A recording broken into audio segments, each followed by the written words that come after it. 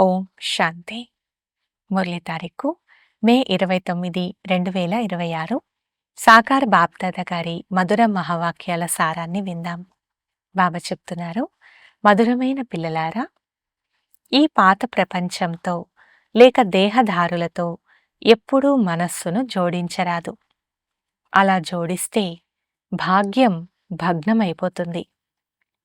ప్రశ్న: తండ్రి తన పిల్లలకు ఈ నాటకంలోని ఏ గుహ్య రహస్యాన్ని వినిపించారు?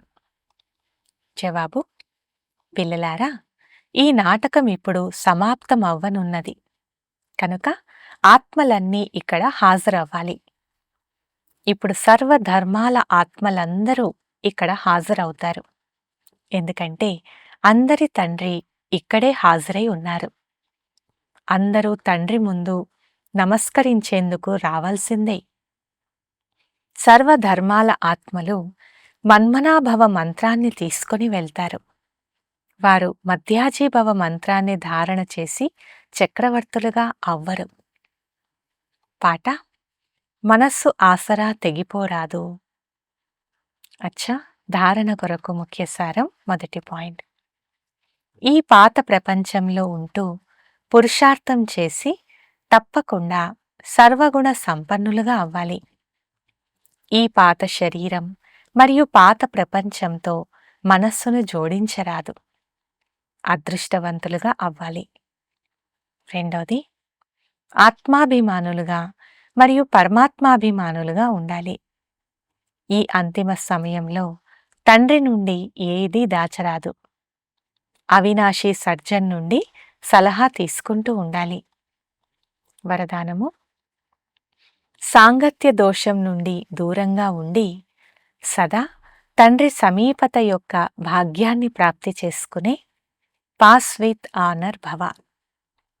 వివరణ: తండ్రికి సమీపంగా ఉండటం ఇష్టమైతే ఎప్పుడూ ఏ సాంగత్య దోషానికైనా దూరంగా ఉండాలి. చాలా ప్రకారాల ఆకర్షణలు పరీక్ష రూపంలో వస్తాయి, కానీ ఆకర్షితులుగా అవ్వరాదు. సాంగత్య దోషం చాలా ప్రకారాలుగా ఉంటుంది. వ్యర్థ సంకల్పాలు లేక మాయా ఆకర్షణల యొక్క సంకల్పాల సాంగత్యం, సంబంధాల సాంగత్యం, వాచా యొక్క సాంగత్యం, అన్న దోషం యొక్క సాంగత్యం, కర్మల సాంగత్యం. ఈ సాంగత్య దోషములన్నిటి నుండి స్వయాన్ని రక్షించుకునేవారే పాస్ విత్ ఆనర్గా అవుతారు. స్లోగన్: మీరు ఫరిష్తాగా అయితే పరిస్థితులలో స్వయం తండ్రే మీకు ఛత్రఛాయగా అవుతారు. అవ్యక్త సూచన: సదా అచల్ అడోల్ ఏకరస స్థితిని అనుభవం చేసేందుకు ఈరోజటి పాయింట్.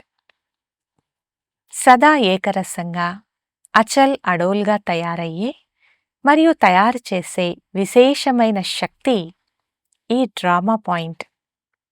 దీన్ని శక్తి రూపంలో ధారణ చేసేవారు ఎప్పుడూ ఓడిపోరు.